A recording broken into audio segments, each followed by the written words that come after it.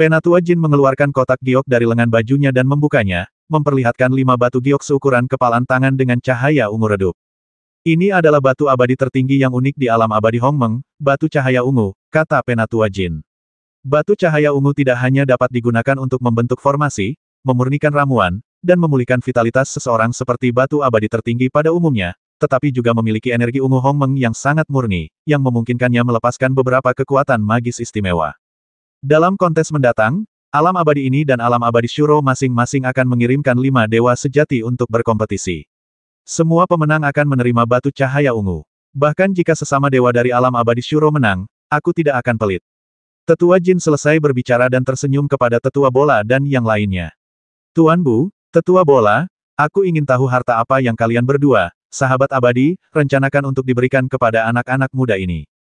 Penatua Bola merenung sejenak, lalu membalikkan tangannya. Kilatan cahaya abu-abu muncul di telapak tangannya, memperlihatkan sebuah botol kecil berukuran 3 inci. Ia membuka botol itu, menuangkan beberapa pil ungu, dan berkata, saya punya beberapa pil awan ungu di sini, terbuat dari ramuan dan mata air abadi dari alam abadi ini. Baik kultivator hantu maupun Taois dapat memperoleh manfaat darinya. Guru Bu tersenyum dan berkata, bagus sekali. Harta karun yang kalian berdua bawa sangat berguna bagi para praktisi dari semua lapisan masyarakat. Ini benar-benar membingungkan saya. Saya hanya membawa beberapa harta karun Buddha, jadi agak sulit. Bagaimana kalau begini, kata Guru Bu setelah berpikir sejenak, saya akan membuat 5 not Sansekerta dan menyegel suara Sansekerta Sutra Hati Murni yang saya lafalkan sendiri di dalam jimat giok.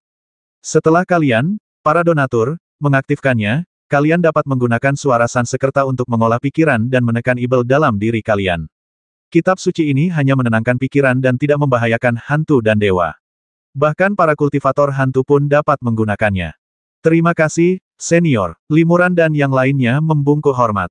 Para dewa telah mendengar dengan jelas bahwa siapapun yang memenangkan kompetisi akan menerima 3 harta dari ketiga senior, sementara yang kalah tidak akan menerima apapun. Ini jelas dimaksudkan untuk mendorong mereka berkompetisi dengan serius dan menunjukkan kekuatan mereka yang sebenarnya. Limuran sempat berpikir asal-asalan sebelumnya, tapi kini ia cukup tergoda dengan ketiga harta karun ini. Asalkan harganya tidak terlalu mahal, ia tak keberatan bersaing untuk mendapatkannya. Tetua Jin dan yang lainnya melambaikan tangan, memberi isyarat kepada para dewa untuk bersikap lebih sopan. Ia mengeluarkan manik-manik kristal giok dari lengan bajunya, yang kemudian berubah menjadi manik-manik transparan berukuran beberapa puluh kaki, melayang di udara di tengah aula. Limuran mengenali harta karun ini. Itu adalah manik-manik biji sesawi, harta karun ruang angkasa yang umum. Sahabat Li, kau akan berjuang demi negeri dongeng ini. Tetua Jin pertama-tama memanggil Limuran dan memerintahkannya untuk mengambil langkah pertama. Ya, Limuran setuju, lalu sosoknya melesat dan berubah menjadi seberkas cahaya lalu menghilang ke dalam ruang manik-manik biji sesawi. Manik-manik biji sesawi, yang dari luar tampak hanya berukuran beberapa puluh kaki, begitu Anda masuk ke dalamnya, ukurannya terasa ribuan mil, cukup untuk menjadi tempat kompetisi yang luas. Alam abadi Sura juga segera mengirimkan seorang kultivator untuk bertarung. Ia adalah seorang biksu Buddha di bawah Guru Bu. Biksu ini memiliki tingkat kultivasi seorang abadi agung. Ia mengenakan jubah ungu dan emas dan memegang tongkat Buddha berkaca setinggi 7 kaki. Ia memiliki sikap yang sangat hikmat. Tolong ajari aku. Limuran membungkuk kepada biksu itu setelah ia memasuki ruang manik-manik biji sesawi. Biksu itu pun menangkupkan kedua tangannya dan membalas salam donor Li, tolong. Setelah mengucapkan kata-kata ini, biksu itu melafalkan nama Buddha dan berhenti sejenak di atas tongkat Zen di tangannya. Tiba-tiba, lingkaran gelombang energi vital menyebar dari dasar tongkat Zen. Jubah ungu keemasan di tubuhnya segera memancarkan lapisan cahaya Sansekerta keemasan, yang di atasnya muncul dan menghilang aksara Sansekerta keemasan yang tak terhitung jumlahnya, baik besar maupun kecil dan tongkat Zen di tangannya berubah menjadi seekor binatang emas pembawa keberuntungan berkepala ikan dan bertubuh naga.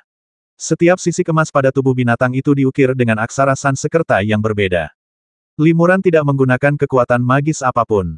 Ia hanya menghembuskan energi vital langit dan bumi dengan lembut, dan dengan cermat memahami hukum langit dan bumi yang terkandung di dalamnya. Sesaat kemudian, Limuran tiba-tiba melantunkan Amitabha juga. Aliran energi sejati mengalir ke tubuhnya, berubah menjadi lapisan cahaya keemasan yang cemerlang.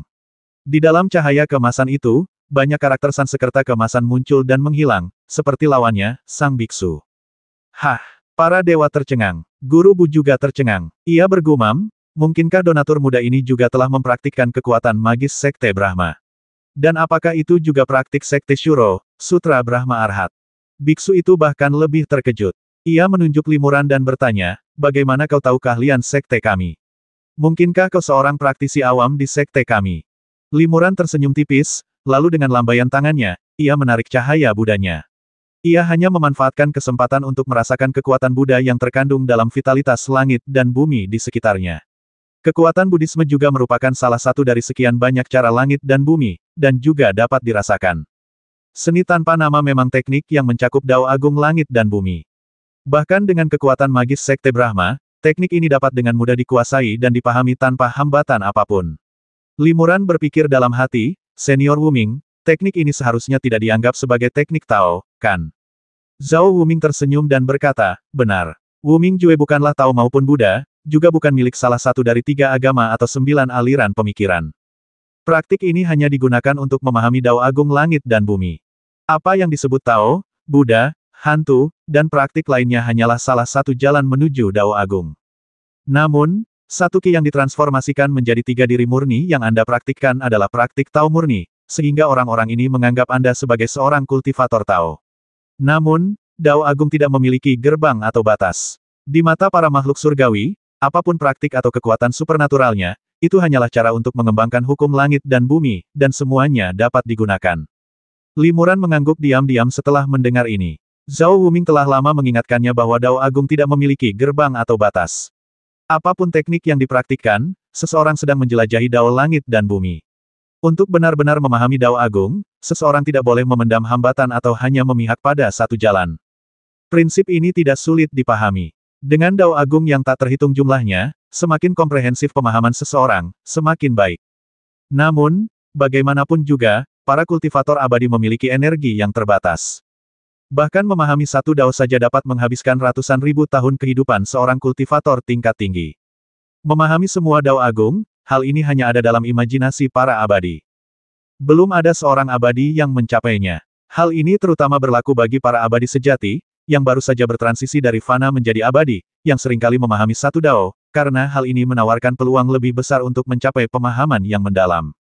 Bagi seorang abadi sejati, pemahaman mendalam tentang satu Dao jauh lebih berharga daripada sekadar menguasai dasar-dasar semua Dao langit dan bumi. Pertanyaan apakah memahami Dao Agung dengan fokus yang sempit dan halus atau pemahaman yang luas dan beragam selalu menjadi topik perdebatan sengit di antara para abadi, dan beragam pendapat pun bermunculan. Melihat Limuran menarik kembali cahaya Brahma, biksu itu, yang kebingungan, mengayunkan tongkat zennya. Tiba-tiba, cahaya keemasan dan aksara Sanskerta yang tak terhitung jumlahnya muncul dari mulut ikan, berubah menjadi jaring emas raksasa yang menyelimuti Limuran. Bagaimanapun, ini adalah kompetisi, bukan pertarungan hidup mati, jadi gerakan awal biksu itu terutama bersifat menyelidiki. Melihat ini, Limuran mengulurkan kelima jarinya dan meraih udara. Tiba-tiba, energi vital langit dan bumi yang tak terhitung jumlahnya berubah menjadi cahaya ungu tipis dan berkumpul di telapak tangannya, membentuk manik energi vital transparan seukuran kepalan tangan. Permukaan manik energi vital itu juga bersinar dengan cahaya ungu redup. Saat cahaya ungu muncul, wajah para dewa berubah drastis, dan Penatua Jin dan beberapa makhluk tingkat dewa emas lainnya juga langsung berdiri. Cahaya ungu, seru tetua bola, rekan abadi Li ini benar-benar telah memahami tingkat keempat cahaya ungu. Setelah diamati lebih dekat, cahaya ungu di permukaan mutiara Yuan Qi tersusun dari lapisan-lapisan halo dengan warna yang berangsur-angsur meningkat dari terang ke gelap, dengan total 4 lapisan halo. Limuran menjentikkan jarinya, dan manik Yuan Qi melesat ke arah biksu itu. Manik Yuan Qi itu mengenai jaring emas di sekitarnya. Saat bersendewa, cahaya ungu langsung melompat ke jaring emas, menempelkan lapisan cahaya ungu redup ke berbagai bagiannya. Saat berikutnya, cahaya ungu berkedip sejenak, dan seluruh jaring emas menghilang dengan suara embusan ringan. Manik Yuan Qi terus terbang menuju biksu itu. Biksu itu terkejut dan melambaikan tongkat zen di tangannya. Kepala ikan di atas tongkat zen itu membuka mulutnya lebar-lebar dan menelan manik Yuan Qi itu. Namun sesaat kemudian, seluruh tubuh monster naga berkepala ikan itu memancarkan cahaya ungu redup, lalu dengan bang, ia hancur total. Cahaya ungu itu lenyap, dan tongkat zen itu kembali ke wujud aslinya. Biksu itu mendesah pelan. Lawannya baru saja menggunakan energi langit dan bumi di sekitarnya untuk mengumpulkan manik energi kecil, yang langsung menghancurkan kekuatan magisnya sendiri. Meskipun kompetisi belum benar-benar menentukan pemenangnya, keunggulannya telah ditentukan. Donor Li memiliki pemahaman yang luar biasa, aku jauh lebih rendah darinya. Biksu itu menangkupkan kedua tangannya dan mengakui kekalahan. Master Bu dan Elder Bola tidak menyalahkan biksu itu karena tidak mengerahkan seluruh kemampuannya. Dalam duel tingkat dewa sejati, jika seorang kultivator dapat menguasai cahaya ungu tingkat yang lebih tinggi, kemenangan praktis terjamin. Meskipun cahaya ungu tingkat ketiga dapat dilawan, tingkat keempat bahkan membutuhkan kultivator tingkat dewa agung untuk mengerahkan seluruh kekuatan sihir mereka untuk menangkalnya. Purple Glimmer hanyalah kekuatan magis yang terinspirasi oleh ki ungu primordial dalam ki langit dan bumi di sekitarnya. Setelah dikuasai, hampir tidak membutuhkan mana untuk melepaskannya. Purple Glimmer yang dilepaskan limuran secara acak membutuhkan kekuatan penuh lawan untuk menangkisnya, sehingga hasilnya tak terbantahkan. Terima kasih. Limuran membungkuk sebagai balasan, lalu meninggalkan tempat manik-manik biji sesawi itu. Penatua Bola mengangguk pelan dan memuji, di setiap konferensi 10.000 dewa, selalu ada beberapa jenius yang mampu memahami aura ungu tingkat keempat dengan tingkat kultivasi seorang dewa sejati. Rekan abadi Li ini adalah salah satunya. Suatu kehormatan besar bisa bertemu dengan seorang dewa sepertimu di alam abadimu. Pantas saja Penatua Jin ingin bertaruh denganku. Penatua Jin tertawa terbahak-bahak. Penatua Bola, kau salah paham. Sejujurnya, aku baru tahu hari ini bahwa Li Xianyu telah menguasai level keempat Purple Glimmer. Aku tidak tahu sebelumnya. Li Xianyu, kau memenangkan pertandingan untukku. Ini hadiahmu. Setelah itu, Tetua Jin memberikan sepotong batu cahaya ungu kepada limuran. Tetua Bola dan Guru Bu juga masing-masing mengeluarkan sebuah harta karun dan memberikannya kepada limuran. Limuran menerimanya satu persatu, membungkuk untuk mengungkapkan rasa terima kasihnya, lalu minggir. San Feng mengirimkan suara dengan sedikit keraguan, rekan Daoisli sebenarnya sudah memahami kekuatan magis yang begitu dalam. Tapi mengapa rekan Daoisli menggunakan kekuatan magis ini sejak awal? Bukankah akan lebih efektif jika dia menggunakannya saat kompetisi resmi? Huan Ling'er tersenyum tipis dan berkata melalui transmisi suara, Feng Xianzi, jangan khawatir. Peri, apa kau tidak tahu kebiasaan rekan Daoisli? Kecuali dalam pertarungan hidup dan mati, rekan Daoisli tidak akan pernah menggunakan kekuatan sihir pamungkasnya di awal. Jadi, cahaya ungu redup ini mungkin bukan kekuatan sihir terkuat rekan Daoisli. Benarkah? Daoisli punya kekuatan magis yang lebih kuat. San Feng terkejut sekaligus gembira. Meskipun dewa ini pernah memiliki pengetahuan seperti tetua abadi emas, aku hanya bisa memahami aura ungu tingkat ketiga. Sepertinya pemahaman Daoisli telah melampaui pemahamanku. Hanya tingkat ketiga. Huan Ling'er tertawa jenaka, sepertinya pemahaman Peri Feng memang biasa saja. Saat mereka tengah berbicara secara rahasia, Tetua Jin tiba-tiba mengalihkan pandangannya ke arah Huan Ling'er dan berkata, Peri Huan, silakan ambil ronde kedua. Ya, Huan Ling'er setuju dan terbang ke dalam ruang manik-manik biji sesawi. Lawannya adalah seorang kultivator hantu yang dikirim oleh Penatua Bola, dan dia juga seorang kultivator wanita. Peri Huan menggunakan sihir untuk bertarung dengan wanita ini untuk waktu yang lama, dan akhirnya menyerah. Limuran tahu bahwa dia sengaja menyembunyikan kekuatannya, dan pasti ada makna yang lebih dalam. Penatua Jin mengerutkan kening dan kembali mengirimkan Duan Muziyu dan Namong Ren, dengan satu kemenangan dan satu kekalahan. Ilmu pedang Duan Muziyu tak hanya menakjubkan, tetapi ia juga menguasai tingkat ketiga cahaya ungu. Teknik ini dipenuhi dengan 3 lingkaran cahaya ungu, membuat lawannya tak berdaya dan menyerah hanya setelah beberapa serangan. Pada pertarungan terakhir, Tetua Jin tampaknya berencana untuk meminta Peri Es bertarung, tetapi setelah ragu sejenak, dia akhirnya membiarkan lelaki tua botak yang berubah wujud dari binatang buas itu bertarung. Pria tua botak itu memenuhi harapan dan memenangkan ronde krusial bagi Penatua Jin.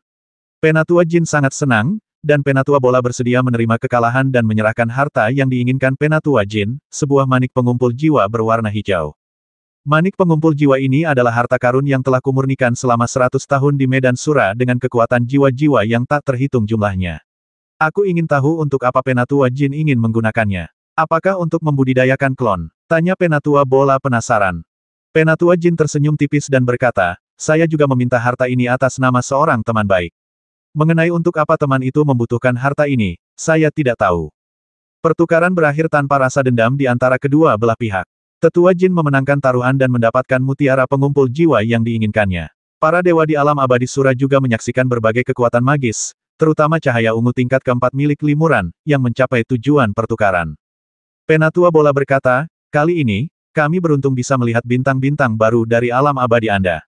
Perjalanan ini sangat berharga. Saya harap di konferensi 10.000 dewa, kami tidak akan bertemu tim dari alam abadi Anda. Penatua Jin mengucapkan beberapa patah kata sopan, lalu memimpin limuran dan yang lainnya untuk mengawal para dewa dari alam abadi Sura keluar dari istana abadi. Luar biasa, puji Penatua Jin dengan gembira. Ia mengirimkan pesan suara kepada Limuran, Li Xianyu, kau sungguh tidak mengecewakanku. Kau harus memimpin timmu ke perempat final konferensi 10.000 dewa ini dan mendapatkan hadiah serta harta karun yang sesuai. Setelah itu, entah kau ingin memulihkan darah suci Ibel Surgawi, segera kembali ke sekte kami, atau memurnikan darah suci, aku bisa memenuhi permintaanmu. Terlebih lagi, dengan kemampuan Li Xianyu untuk memahami tingkat keempat dari cahaya Ki Ungu, sangat mungkin baginya untuk masuk 8 besar konferensi 10.000 dewa. Namun, demi keselamatan, akan lebih baik bagi Li Xianyu untuk meningkatkan kultivasinya sesegera mungkin. Li Xianyu saat ini baru berada di tahap awal keabadian sejati. Jika dia dapat berkultivasi hingga tahap tengah keabadian sejati, kekuatannya juga akan meningkat pesat. Bagaimana kalau begini? Aku akan menjadi orang baik dan membantumu dalam kultivasimu. Aku akan meninggalkan dunia peri ini untuk sementara waktu dan secara pribadi mencarikan 3 buah abadi untukmu agar kamu dapat meningkatkan kultivasimu sesegera mungkin. Selama ini, Li Xianyu, teruslah berkultivasi dengan baik. Kunling Jinxian akan menjaga tempat ini atas namaku. Limuran terkejut sekaligus gembira ketika mendengar ini 3 buah abadi. Itu adalah buah abadi bawaan yang dihasilkan oleh tanaman merambat abadi yang lahir ketika dunia pertama kali diciptakan. Bisakah kau benar-benar menemukannya, senior? Namun, alam abadi Hongmeng berada di bawah pengamanan yang paling ketat, dan Limuran beserta para makhluk abadi lainnya masih tidak berani bertindak sendiri, tetapi terus bermeditasi dan berlatih di istana abadi mereka masing-masing.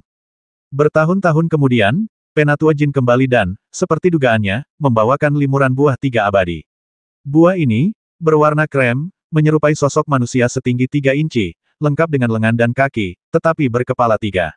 Aromanya begitu menyegarkan sehingga hanya dengan sekali hirup saja dapat menghadirkan rasa damai dan tenang, mengusir segala gangguan. 3 buah abadi adalah obat suci para dewa. Ketiganya memiliki efek luar biasa dalam membantu kultivasi para dewa emas Tai dan dewa emas Daluo di tahap awal dan pertengahan. Bagi para dewa sejati, ketiganya merupakan harta yang bahkan lebih berharga untuk dikultivasi. 3 buah abadi cukup untuk menyelamatkan 1000 tahun kultivasi yang keras. Buah ini sangat berharga, hampir setara dengan harta karun peri bawaan biasa karena Penatua Jin adalah dewa emas Hunyuan, ia secara alami mampu menghasilkan harta karun seperti itu, tetapi ia benar-benar memberikannya kepada Limuran seperti ini, yang membuat Limuran sedikit ragu untuk menerimanya. Tak ada imbalan tanpa jasa. Aku merasa tak layak menerima harta yang begitu berharga. Tolak Limuran. Penatua Jin tertawa terbahak-bahak dan berkata, teman kecil Li, kau tak perlu sungkan-sungkan.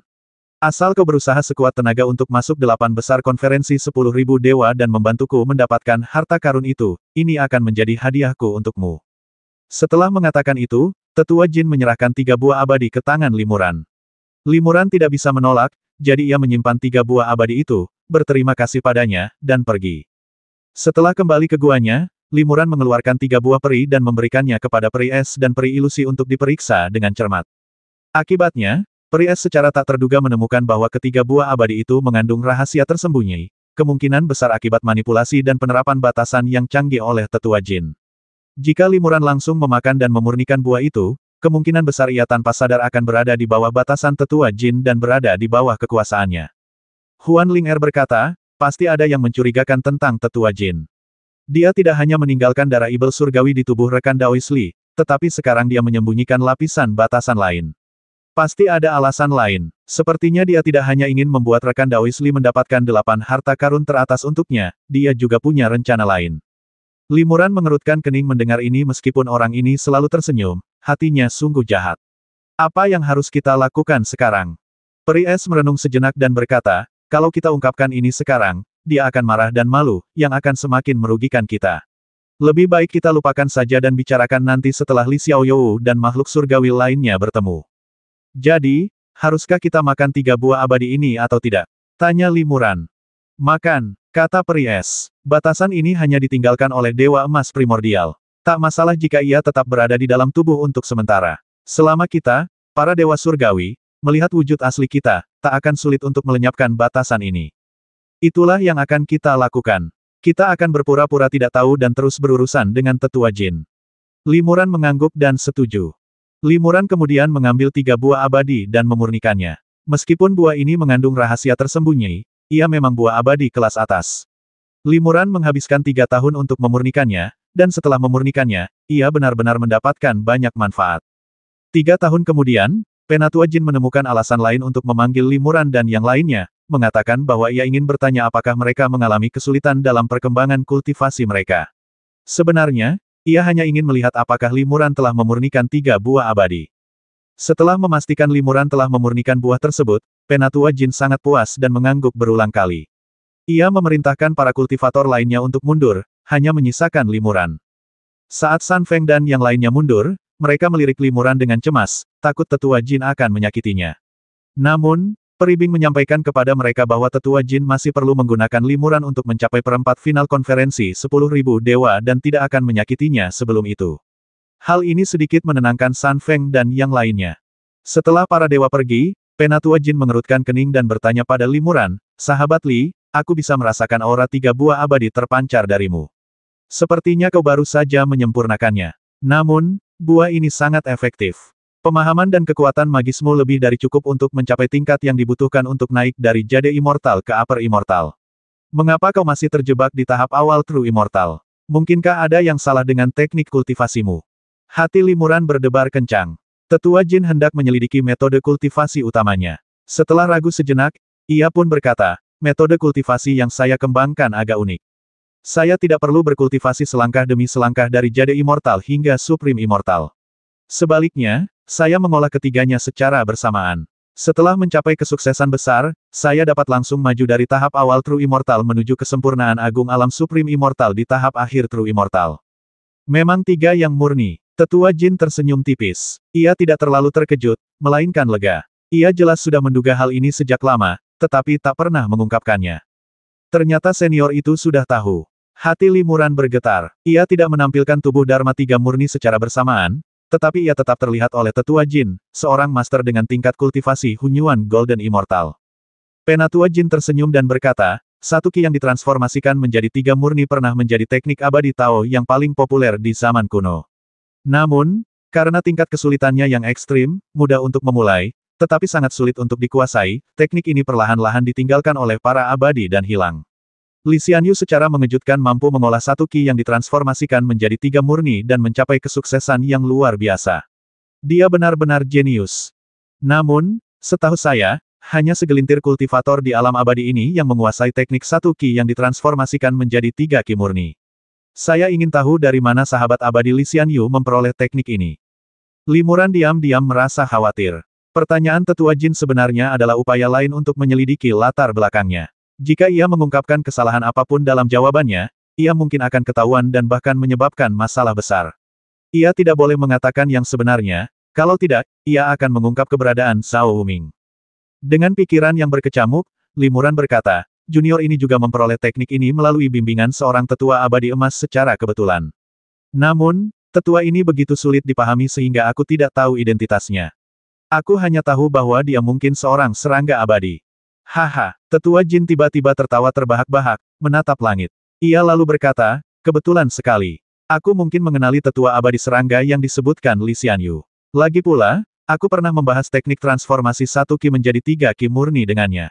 Beberapa tahun yang lalu, aku bahkan membantunya membudidayakan klon manusia abadi sejati khusus untuk mempraktikkan teknik ini."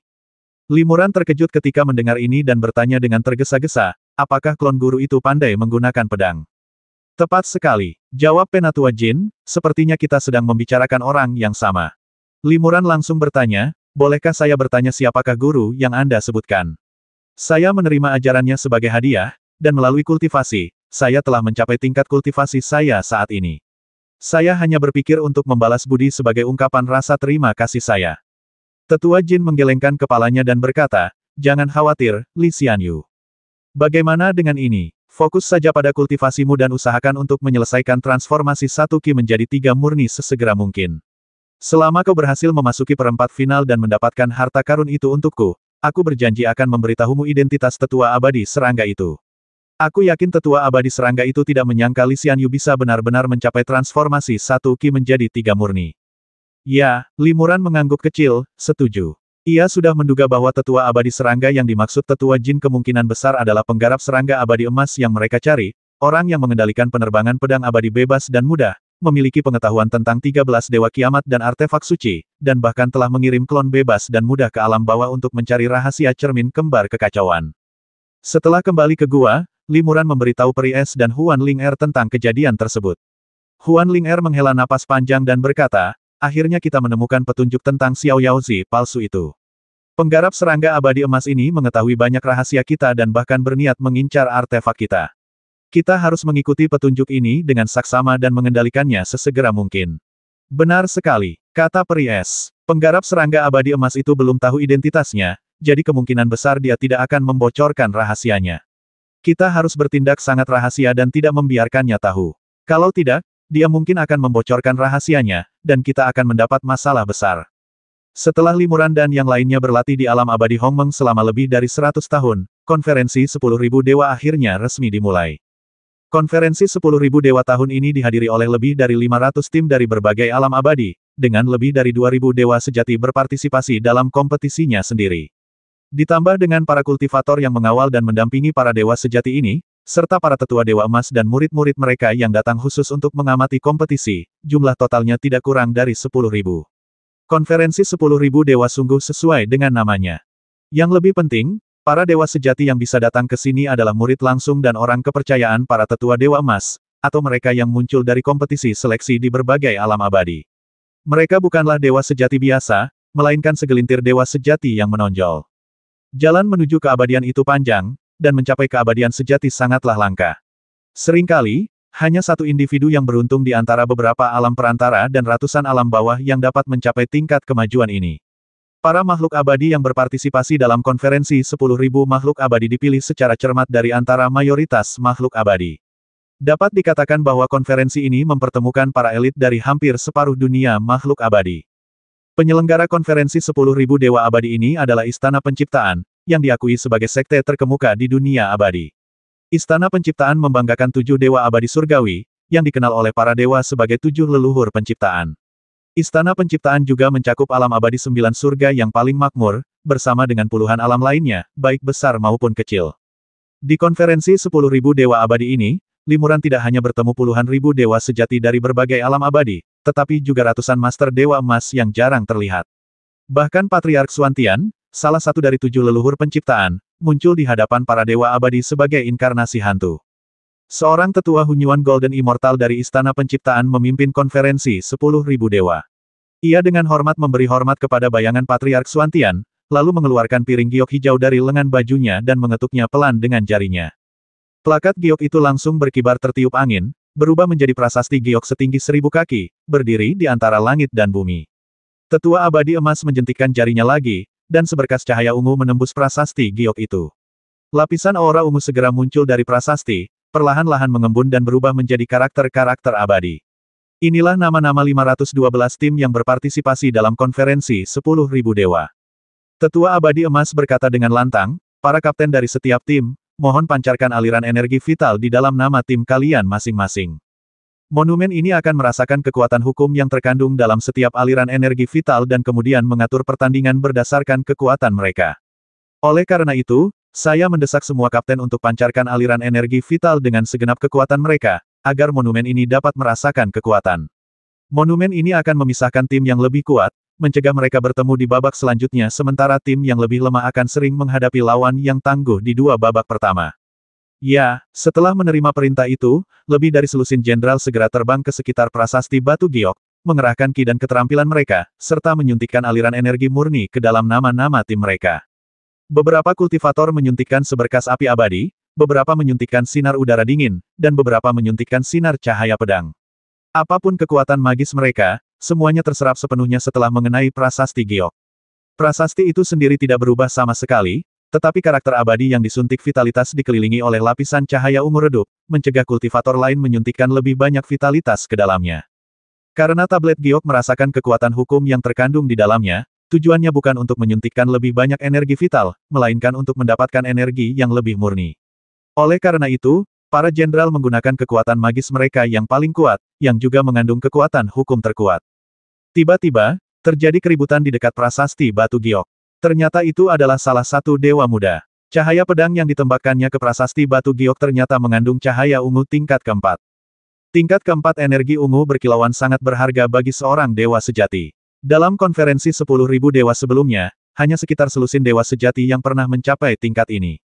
Pemuda ini adalah dewa sejati pertama yang menampilkan tingkat keempat energi ungu berkilauan di konferensi 10.000 dewa ini, dan ia langsung menarik perhatian banyak dewa. Limuran juga melirik pemuda itu dan memperhatikan nama timnya Cheng Feng. Namong Ren hendak pergi dan menyuntikkan energi vitalnya ketika tiba-tiba dia mendengar Duan Muziu berkata, "Tuan Muda Namong, biarkan saya melakukannya untuk Anda." Namong Ren mengerutkan kening dan berkata dengan tidak senang, "Saya adalah pemimpin tim." Penatua Jin tersenyum tipis, selama kompetisi seleksi, Tuan Muda Namong memang komandan utamanya. Tapi di konferensi 10.000 dewa ini, segalanya ditentukan oleh kekuatan. Pedang Tai abadi Tuan Muda Duanmu, dikombinasikan dengan 3 lapis cahaya Ki ungu yang dikuasainya, sedikit lebih kuat daripada kekuatan magis Tuan Muda Namong. Untuk menghindari bertemu tim kuat terlalu dini, biarkan Tuan Muda Duanmu bertindak dan menyuntikkan vitalitas ke dalam nama-nama tim. Tapi, Namong Ren ingin mengatakan sesuatu, tetapi melihat wajah tetua Jin menjadi muram. Ia berkata dengan sungguh-sungguh, "Tuan Muda Namong, tim ini dinamai dengan nama Namong. Anda telah memenangkan banyak reputasi untuk keluarga Namong, tetapi Anda semua berjuang atas nama negeri dongeng ini. Posisi komandan harus saya yang atur." "Ya," kata Namong Ren tak berani membantah lagi dan terpaksa setuju. Lagi pula, ia baru menguasai cahaya ungu tingkat kedua, dan kekuatannya sedikit lebih rendah daripada Duan Muziu. Sekarang Duan Muziu telah menguasai cahaya ungu tingkat ketiga, ia tak tertandingi. Duan Muziu tersenyum tipis dan berkata pada Limuran, "Dao Youli, tolong."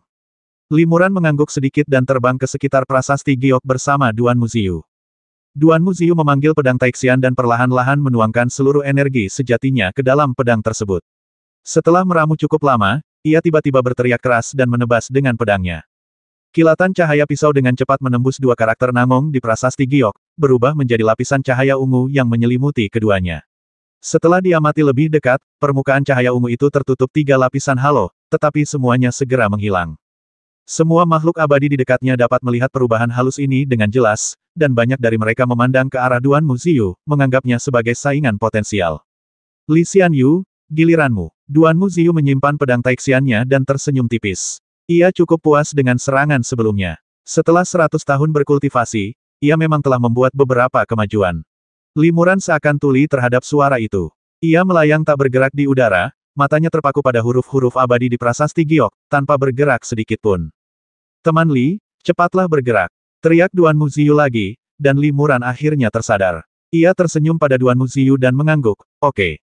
Kemudian, Limuran mengeluarkan pedang tanpa nama itu dan mengayunkannya. Cahaya pedang yang cemerlang menyambar dan terbenam ke dalam kata tanpa nama di prasasti batu giok. Kata tanpa nama kemudian memancarkan lapisan cahaya ungu, juga dengan 3 lapisan halo.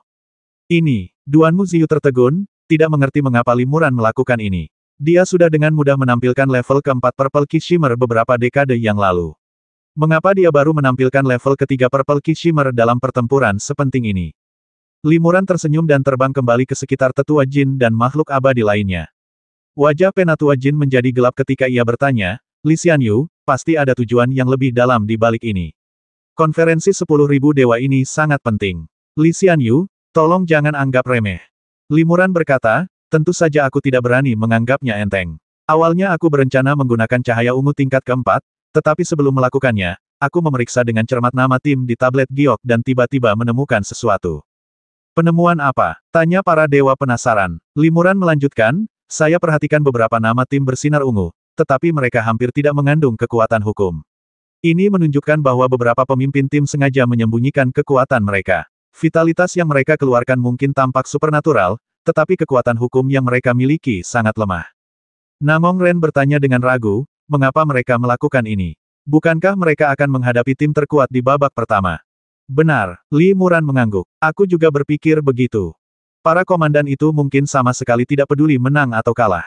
Mereka hanya berharap bertemu lawan yang kuat sesegera mungkin untuk membuktikan kemampuan dan keahlian mereka." Hadiah di konferensi 10.000 dewa sangat besar, dan dengan setiap putaran kemajuan, hadiahnya akan berlipat ganda. Para kultivator yang tidak peduli menang atau kalah mungkin juga tidak peduli dengan harta karunnya. Aku berspekulasi bahwa mereka kemungkinan besar adalah klon dari beberapa tetua abadi emas atau bahkan leluhur abadi surgawi. Jika kita bertemu mereka, itu akan sangat sulit. Jadi, saya sengaja menahan diri, tidak ingin terlalu menonjol dalam pertandingan ini. Kalau tidak, kemungkinan besar saya akan menghadapi tim-tim yang sengaja membuat diri mereka terlihat paling lemah di babak pertama. "Aku mengerti." Tetua Jin merasa lega. Ia tersenyum tipis, Li Xianyu benar-benar bisa merasakan kekuatan hukum yang terkandung dalam nama-nama tim ini. Ini saja sudah sangat berharga. Lebih dari 500 komandan terbang ke prasasti giok satu demi satu, menyuntikkan kekuatan magis ke nama tim mereka. Setelah lebih dari setengah hari, semua komandan telah beraksi, dan semua nama tim diselimuti cahaya ungu. Di antara para komandan ini, hanya 4 atau 5 yang mampu menggunakan cahaya ungu tingkat keempat. Para kultivator lainnya tidak menggunakan kemampuan cahaya ungu, atau hanya menggunakan tingkat kedua atau ketiga. Berdasarkan situasi di konferensi 10.000 dewa sebelumnya, selalu ada lebih dari selusin dewa sejati berbakat yang mampu memahami cahaya ungu tingkat keempat. Oleh karena itu, seperti yang dikatakan Limuran, banyak kultivator memilih untuk menyembunyikan kekuatan mereka dan tidak menunjukkan kekuatan magis terkuat mereka. Setelah nama lebih dari 500 tim dinyalakan, Tetua Hunyuan Jinxian yang memimpin pertemuan terbang ke prasasti giok, mengulurkan telapak tangannya dan dengan lembut mengetuk prasasti giok tersebut.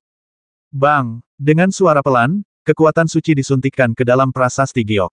Prasasti giok itu tidak bergerak sama sekali, tetapi kata-kata di permukaannya runtuh seketika. Namun, setelah beberapa saat, kata-kata ini muncul kembali, tetapi nama-nama tim tidak lagi disusun secara acak, melainkan dibagi rapi menjadi 2 divisi. Setiap divisi dibagi lagi menjadi 2, hingga setiap 2 tim membentuk satu grup. Inilah susunan acara konferensi 10.000 dewa. Tetua Dewa Emas berkata dengan lantang, rekan-rekan abadiku sekarang tahu lawan mereka, begitu pula lawan yang mungkin mereka hadapi setelah lolos ke babak berikutnya. Semuanya sudah sangat jelas. Para dewa memandang ke arah suara itu dan dengan cermat memeriksa susunan pertempuran. Lawan kita di babak pertama adalah Bing Yuan. San Feng segera menemukan lokasi tim Wuming. Tim Wuming berada di paruh bawah grup, dan lawan mereka di babak pertama adalah tim yang kurang menarik perhatian. Alam abadi ladang es. Tetua Jin terkekeh. Itu negeri peri di alam abadi utara yang tertutup es dan salju sepanjang tahun. Negeri itu jauh lebih kecil dari negeri peri ini, dan jumlah kultivatornya kurang dari 1/10-nya. Lagi pula, lebih dari separuh kultivator di negeri peri ini berspesialisasi dalam teknik kultivasi es. Teknik kultivasi mereka terbatas, dan mereka mungkin tidak sebanding dengan para makhluk abadi dari tim Wuming. Rekan abadi Li, jangan terlalu ceroboh. Haha, kedua tim dari negeri dongeng kita tidak berada di divisi yang sama. Duan Muziu tersenyum tipis sepertinya tim kita dan tim tanpa nama itu kemungkinan besar tidak akan bertemu. Tim Namong berada di paruh atas, dan lawan di babak pertama juga merupakan tim dari negeri dongeng kecil, dan kekuatannya seharusnya tidak terlalu kuat. Penatua Jin cukup puas dengan hasil pertandingan kelompok tersebut. Ia memerintahkan Limuran dan yang lainnya untuk menyaksikan pertempuran di dekatnya, sementara ia sendiri melayang tinggi di langit, di mana terdapat banyak bantalan awan keberuntungan yang khusus disiapkan bagi para tetua abadi emas untuk menyaksikan pertempuran. Penatua Jin tampaknya telah bertemu beberapa teman lama di sini dan menyapa mereka satu persatu. Tetua Hunyuan Jinxian yang memimpin kompetisi mengeluarkan manik bundar transparan dan mengaktifkannya. Manik itu kemudian berubah menjadi penghalang tak terlihat berukuran 100 mil dan melayang diagonal di bawah bantalan awan keberuntungan. Inilah ruang tak terbatas, tempat kompetisi konferensi 10.000 dewa. Sekilas, ruang tak terbatas tampak hanya seluas 100 mil, tetapi begitu masuk ke dalamnya, rasanya hampir tak berujung. Terlebih lagi, ruang tanpa batas ini dapat mencegah kemampuan hebat para kultivator petarung bocor keluar, sembari membiarkan energi vital dunia luar menembus ke dalam ruang tanpa hambatan, membuatnya sangat cocok untuk bertarung. Konferensi 10.000 dewa telah melalui serangkaian seleksi dan kompetisi di berbagai dunia abadi utama. Mereka yang akhirnya dapat berpartisipasi tidaklah terlalu lemah, dan masing-masing memiliki peluang dan kultivasinya sendiri. Oleh karena itu, konferensi 10.000 dewa tidak akan menyelenggarakan beberapa kompetisi sekaligus, dan semua kompetisi diselenggarakan satu persatu. Setiap konferensi 10.000 dewa berlangsung lebih dari 100 tahun. Pertempuran itu sendiri hanya berlangsung beberapa bulan. Namun, untuk memberi para dewa istirahat yang cukup di antara ronde, atau untuk memahami dao baru yang telah mereka kuasai selama pertempuran, terdapat jeda di antara setiap ronde, dan intervalnya semakin panjang seiring berjalannya ronde. Kedua tim yang bersaing memperebutkan posisi pertama akan beristirahat selama 30 tahun penuh sebelum kompetisi final. 30 tahun ini memungkinkan mereka untuk mendalami teknik lawan, mempelajari dao mereka, memahami dao mereka sendiri, dan mengatasinya. Dao surgawi itu beraneka ragam, dan segala sesuatu saling bergantung dan saling mengendalikan. Hanya melalui kompetisi puncak seperti itulah para dewa dapat lebih memahami berbagai dao dan berbagai kekuatan magis. Lagi pula, bagi para dewa, yang rentang hidupnya sepanjang langit dan bumi, 100 tahun bukanlah apa-apa. Menyaksikan dao para dewa hanya dalam 100 tahun adalah waktu yang sangat singkat. Seringkali, dibutuhkan ribuan atau bahkan puluhan ribu tahun perenungan sebelum momen pencerahan yang singkat itu dapat memahami dao. Kelompok-kelompok telah ditentukan, dan dua tim pertama telah melayang ke sekitar ruang tak terbatas, menunggu giliran mereka. Para dewa pun bubar, melayang di sekitar ruang tak terbatas untuk menyaksikan pertempuran. Limuran melihat sekeliling. Ia melihat lebih banyak tetua abadi emas daripada yang pernah ia dengar sebelumnya. Mayoritas elit abadi sejati di alam abadi juga terkonsentrasi di sini, dengan kata lain, sejumlah besar kultivator abadi sejati yang suatu hari nanti akan naik ke peringkat tetua abadi emas sudah ada di sini. Pemandangan megah seperti itu tak terbayangkan bagi seorang kultivator yang telah mencapai alam abadi beberapa ratus tahun sebelumnya. Namun, begitu kultivasi seseorang mencapai tingkat tertentu, ia secara alami akan bertemu dengan para abadi lain yang setingkat dengannya. Hah! Seru Limuran tiba-tiba lirih. Di antara ribuan makhluk abadi, ia melihat sosok yang familiar. Sosok itu adalah lelaki tua pemabuk yang gemar minum dan berdiskusi tentang Taoisme di Istana Yuran. Pria tua pemabuk itu sepertinya menyadari ada yang sedang menatapnya, dan tatapannya pun beralih ke Limuran. Limuran mengangguk pelan padanya. Pria tua itu sedikit terkejut, lalu mengangguk juga, tetapi ada tatapan aneh di matanya, jelas dia tidak mengenali Limuran. Para kultivator abadi memiliki ingatan fotografis, dan bahkan orang asing yang lewat pun masih dapat mengingatnya bertahun-tahun kemudian. Oleh karena itu, Limuran percaya bahwa bukan lelaki tua itu yang melupakannya, melainkan lelaki tua ini bukanlah pemabuk dari Istana Yuran. Walaupun penampilan, bentuk tubuh, dan aura kedua lelaki itu sama persis, namun ekspresi mereka berbeda. Wajah lelaki tua pemabuk itu memerah dan matanya penuh alkohol. Namun, lelaki tua yang kini muncul di konferensi 10.000 dewa tidak memperlihatkan ekspresi mabuk di wajahnya. Seharusnya bukan pemabuk itu. Peri es mengikuti pandangan Limuran dan melihat lelaki tua itu. Ia berkata kepada Limuran, orang ini kemungkinan besar adalah seorang abadi dengan basis kultivasi di atas Dewa Emas. Pemabuk dan lelaki tua di depannya adalah klonnya. Mengapa dia menciptakan begitu banyak klon? Tanya Limuran. Terutama untuk pencerahan. Jawab Peri es. Limuran mengangguk pelan. Ia juga mendengar bahwa para dewa, yang berusaha memahami jalan surgawi, masing-masing mempraktikkan metode kultivasi mereka sendiri yang unik. Meditasi dan latihan sederhana seringkali hanya meningkatkan kekuatan magis, tetapi jarang menghasilkan terobosan atau pencerahan mendadak. Untuk mencapai pencerahan, umat Buddha seringkali mengubah diri mereka menjadi Buddha batu, berdiri di antara langit dan bumi atau bersembunyi di dalam kuil, atau bahkan turun ke dunia fana untuk mengalami semua makhluk hidup dan memahami Dao Agung. Di sisi lain, para Taois seringkali berkelana bebas, menjelajahi berbagai alam. Menyembunyikan kultivasi mereka dan menciptakan klon eksternal adalah metode yang umum. Karena mereka adalah dua klon yang berbeda, lelaki tua itu tentu saja tidak dapat mengenali Limuran.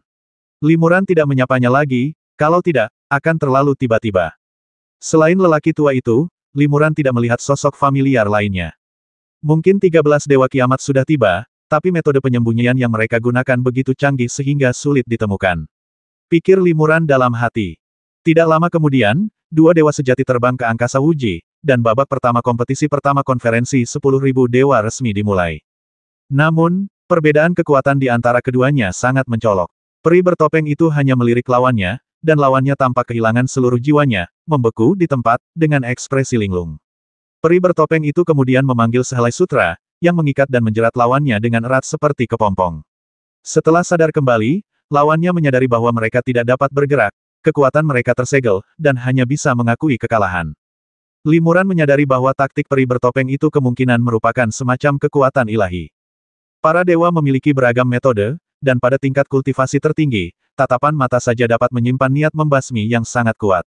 Wanita ini dapat menaklukkan lawan dari alam yang sama hanya dengan tatapan mata, melumpuhkan kemampuan mereka untuk melepaskan kekuatan mereka. Ini benar-benar menunjukkan kultivasinya yang mendalam. Banyak dewa yang menyaksikan pertempuran itu terkesima dan berbisik-bisik takjub. Peri bertopeng itu terbang dengan anggun dari angkasa tanpa batas, membungkuk kepada para dewa sebagai rasa terima kasih atas tepuk tangan dan pujian mereka. Namun, lawannya sangat tidak puas. Setelah sekian lama mempersiapkan diri dan akhirnya mencapai acara akbar seperti konferensi 10.000 dewa, ia kalah dalam kompetisi tanpa sempat menunjukkan kekuatan magisnya. Sungguh sulit diterima. Terlebih lagi, timnya lemah, sehingga sulit bagi mereka untuk melaju ke babak selanjutnya. Kemungkinan besar, inilah satu-satunya kesempatannya untuk bertanding. Setelah kehilangan satu-satunya kesempatannya, para dewa tentu saja dapat memahami rasa frustrasi sang kultivator. Namun, Ia cukup berpikiran terbuka. Dengan desahan pelan, raut wajahnya memudar, digantikan oleh senyuman, dan ia mengucapkan selamat kepada lawannya atas kemenangannya. Kemudian, ia dengan santai meninggalkan ruang tak terbatas dan menyaksikan pertempuran dari pinggir lapangan. Konferensi 10.000 dewa adalah kesempatan langka, dan bahkan jika ia kalah, menyaksikan persaingan antar kultivator lain sangatlah berharga. Tak lama kemudian, dua dewa sejati lainnya terbang ke ruang tak terbatas, dan ronde kedua pertandingan pertama dimulai. Dalam waktu kurang dari sebatang dupa, kedua dewa itu pun menentukan pemenangnya. Babak pertama kompetisi digelar silih berganti, nyaris tanpa jeda antar pertandingan, baik siang maupun malam. Karena para penontonnya setidaknya adalah True Immortals, mereka tak akan merasa lelah menyaksikan lebih dari 200 pertandingan, lebih dari 1000 inning, dan kompetisi yang berlangsung puluhan hari dan malam.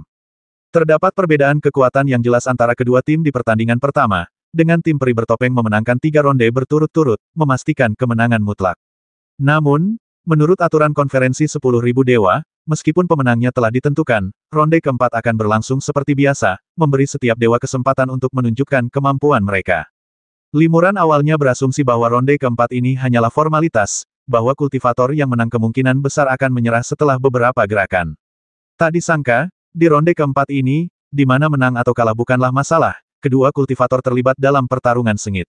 Kedua kultivator menggunakan api abadi, saling beradu api sejati mereka dan berusaha menyatu. Setelah 1 jam, pemenangnya baru bisa dipastikan. Tidak mudah untuk datang ke konferensi 10.000 dewa. Semua dewa sangat menghargai kesempatan ini dan tidak akan melewatkan kesempatan untuk berdiskusi dan bertukar pikiran dengan para kultivator terbaik di level yang sama. Sekalipun tidak ada kemenangan atau kekalahan, mereka akan tetap berjuang dan berkompetisi seperti biasa. Setelah pertandingan pertama berakhir tanpa insiden, tim kedua juga terbang menuju pintu masuk ruang tak terbatas. Dengan kemunculan tim ini, suasana konferensi 10.000 dewa tiba-tiba menjadi jauh lebih semarak. Tim Zixiao, salah satu dari 9 tim di negeri dongeng Jiuxiao, telah naik ke panggung. Duanmu Ziyu pun ikut bersorak dan menunjukkan sedikit kegembiraan. Alam abadi Jiuxiao adalah rumah bagi istana utama Istana Penciptaan dan juga merupakan wilayah paling makmur di alam abadi. Konon, alam abadi Jiuxiao sangat luas, tanpa ada hutan belantara yang belum dijelajahi. Kota-kota abadi yang besar seperti Istana Yuran, tempat berkumpulnya banyak makhluk abadi, tersebar di seluruh alam abadi Jiuxiao.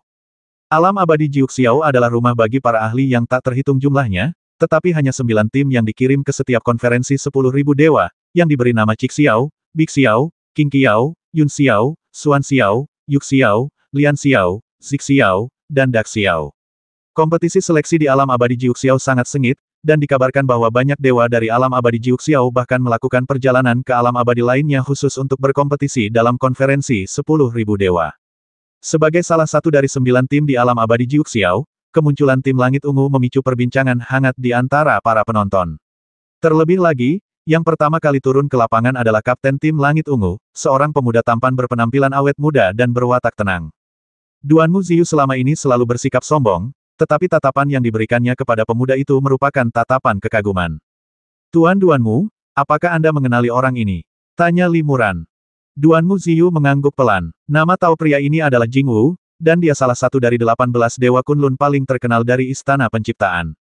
18 Dewa Kunlun semuanya adalah bintang baru di Istana Penciptaan. Konon, 500 tahun yang lalu, Istana Penciptaan mengadakan pertemuan perkenalan di Gunung Kunlun, yang memungkinkan semua murid dewa sejati untuk berkompetisi dan membahas Dao. Akhirnya, 18 dewa sejati muncul dan diterima sebagai murid oleh Patriark ke-7 Penciptaan.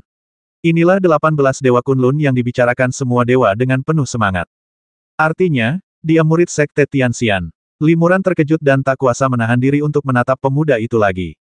Pemuda itu cukup tampan, dengan paras yang ramah, tetapi dia memiliki aura yang tampaknya lebih unggul dari semua makhluk abadi, dan ada sedikit kesombongan di antara alisnya. Kebanyakan anak-anak keluarga bangsawan dan pengikut sekte besar kurang lebih memiliki kesombongan seperti itu, yang menunjukkan bahwa mereka telah memandang rendah semua makhluk hidup sejak mereka lahir dan telah meninggalkan banyak kultivator jauh di belakang. Duanmu Ziyu juga memiliki kesombongan seperti itu, tetapi dibandingkan dengan pemuda ini, identitas Duanmu Ziyu sebagai anak keluarga bangsawan tidak ada artinya. Tim Zixiao tiba lebih dulu di pintu masuk ruang tak terbatas. Pemuda pertama yang bertanding telah terbang ke ruang tak terbatas, menunggu lawannya. Sesaat kemudian, tim lain tiba, dan salah satu dewa sejati mereka juga terbang ke ruang tak terbatas. Itu dia, seru Limuran, peri es, dan yang lainnya terkejut saat melihat pemandangan ini. Lawan pemuda itu tidak lain adalah lelaki tua abadi yang tampak persis seperti lelaki tua pemabuk itu. Kompetisi ini cukup menarik. Limuran tersenyum tipis. Kompetisi kedua ini pasti tidak akan semudah yang pertama. Setelah pemabuk itu memasuki ruang uji, ia melepas labu anggur dari pinggangnya dan meneguk sebagian besar isinya dalam sekali tarikan napas. Kemudian, dengan senyum dan sedikit alkohol, ia memberi hormat kepada pemuda itu dengan kepalan tangan dan berkata, "Sahabatku, kumohon. Silakan." Pemuda itu dengan tenang membalas salam dengan membungkuk. Kemudian, ia mengulurkan jarinya dan menebas udara. Aliran cahaya surgawi, bagaikan air yang mengalir dari ujung jarinya, membentuk pedang sebening mata air. Pemuda itu mengangkat pedangnya dan memberi hormat kebaikan itu seperti air. Pedang ini disebut air baik. Ia adalah harta abadi yang tak ternilai. Tolong ajari aku, sahabatku yang abadi. Sebelum perlombaan dimulai, pemuda itu membeberkan asal-muasal harta saktinya, seakan-akan ingin memamerkan harta saktinya, namun juga seakan-akan tidak rela menang mudah dengan mengandalkan kekuatan harta sakti tersebut dan membiarkan lawannya bersiap diri. Seperti dugaanku, dia murid Celestial Immortal, bahkan bisa menggunakan harta karun bawaan.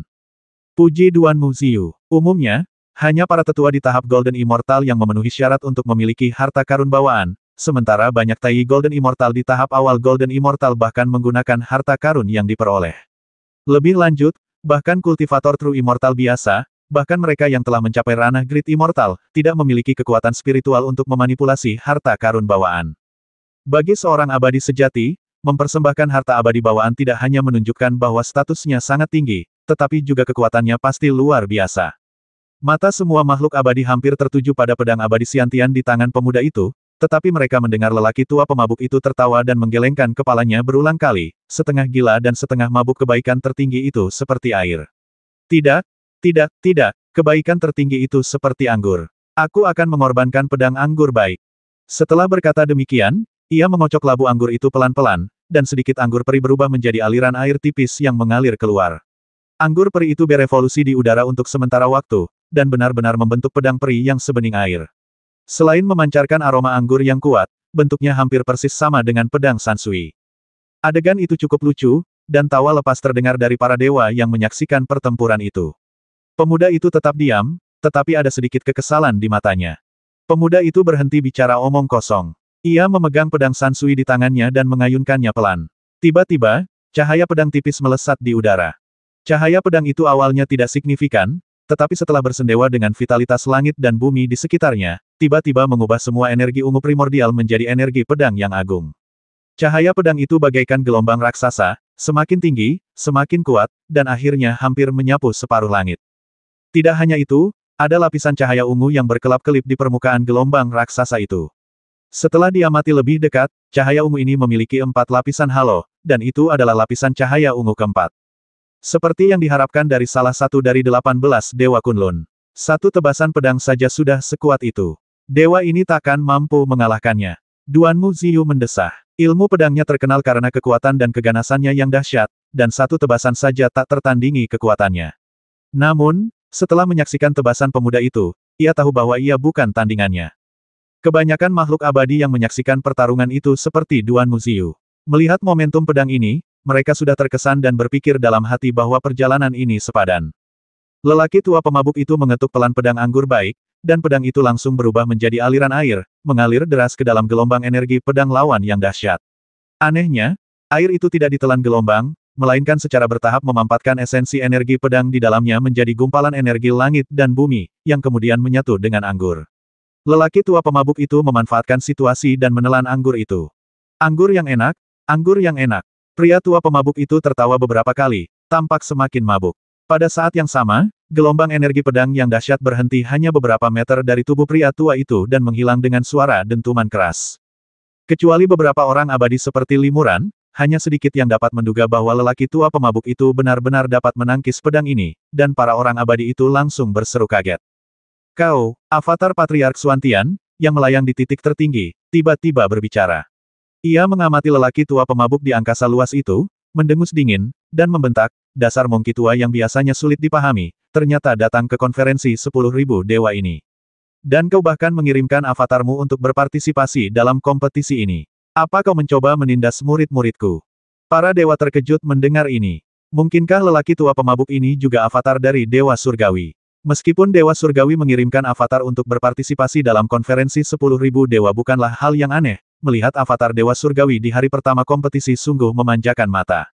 Limuran, Peri Es, dan yang lainnya juga diam-diam terkejut. Mereka menduga lelaki tua pemabuk itu bukan makhluk abadi biasa, tetapi mereka hanya menduga bahwa ia adalah inkarnasi dari makhluk abadi emas. Mereka tidak menyangka bahwa ia sebenarnya adalah inkarnasi dari makhluk abadi surgawi. Pria tua pemabuk itu melirik malas ke arah inkarnasi Patriark Xuantian dan berkata ringan, jadi, anak ini muridmu. Kemampuanmu memang biasa saja, tapi visimu dalam memilih murid cukup bagus. Patriark Xuantian mendengus pelan dan berkata kepada pemuda itu, Jingwu, bermainlah dengan senior pemabuk ini. Jika kau kalah, jangan mengaku sebagai muridku lagi. Ekspresi wajah anak laki-laki itu berubah sedikit, lalu dia menjawab dengan hormat, iya. Ketika para dewa mendengar percakapan ini, mereka semua terkejut dan terdiam. Sekarang, ini adalah kompetisi antara murid Sekte Surgawi Abadi dan klon Surgawi Abadi lainnya, dan murid Sekte Surgawi Abadi tidak akan pernah berani mengakui kekalahan dengan mudah. Kompetisi seperti ini pasti akan sangat seru, bahkan di pertarungan terakhir untuk 8 besar. Saya tidak menyangka akan ada di babak pertama. Emosi semua makhluk abadi cukup bergairah. Mereka menyaksikan pertempuran dengan napas tertahan dan tak berani menyela atau berkomentar. Pemuda itu mengangkat pedang ajaib di tangannya dan tiba-tiba berteriak keras. Pedang itu terhunus sesuka hati, dan tubuhnya bergerak mengikuti gerakan pedang. Dengan satu orang dan satu pedang, ia menyerbu ke arah lelaki tua pemabuk itu dengan energi pedang bagai ombak besar. Momentum ini 10 kali lebih dahsyat daripada pedang sebelumnya. Duanmu Ziyu gembira melihat pemandangan ini, tetapi ia juga merasa sedikit putus asa. Jadi, jarak antara aku dan dia begitu besar. Gumam Duanmu Ziyu dalam hati. Dia dianggap sebagai salah satu dewa sejati paling elit di alam abadi suri. Tak hanya berasal dari keluarga terpandang, dia juga sangat berbakat, memiliki pemahaman yang luar biasa, dan berlatih dengan tekun. Dia benar-benar harapan masa depan keluarga Duanmu, yang membuat mereka memiliki reputasi yang luar biasa. Namun, dibandingkan dengan pemuda ini, Jingwu, jaraknya sangat jauh, tak ada bandingannya sama sekali. Ini hanya salah satu dari 18 Dewa Kunlun. Apakah 17 lainnya juga sekuat itu? Pikiran ini terlintas di benak Duanmu Ziyu. Baru saat itulah ia sepenuhnya menyadari kebenaran bahwa selalu ada seseorang yang lebih baik darimu. Untungnya, rekan Daoisli cerdas dan tidak menunjukkan cahaya ungu tingkat keempat saat kompetisi dibagi menjadi beberapa grup. Kalau tidak, kita mungkin akan menghadapi musuh yang kuat di pertandingan pertama, yang akan sangat buruk. Kata San Feng lembut dengan nada terkejut sekaligus lega. Semua makhluk abadi menemukan bahwa pemuda Jingwu ini tidak hanya memiliki energi pedang yang kuat, tetapi setiap energi pedang juga disertai dengan cahaya redup energi ungu tingkat keempat, yang sangat meningkatkan kekuatan gerakan pedangnya. Lelaki tua pemabuk itu hanya melempar labu anggur di tangannya dengan ringan, lalu menuangkan anggur peri darinya. Anggur peri itu berubah menjadi kabut anggur, dan kabut anggur itu berubah menjadi pusaran air raksasa. Pusaran ini menghadapi gelombang energi pedang besar yang tak terhitung jumlahnya yang datang ke arah pemuda itu, dan benar-benar menyerap dan menelan semuanya. Kemudian, pusaran itu mengembun menjadi aliran anggur peri, yang diminum lelaki tua itu dalam sekali teguk. Orang tua pemabuk itu mendecakkan bibirnya beberapa kali dengan berlebihan, seolah-olah tengah mencicipi anggur ajaib, lalu menggelengkan kepalanya dengan raut wajah penuh penyesalan.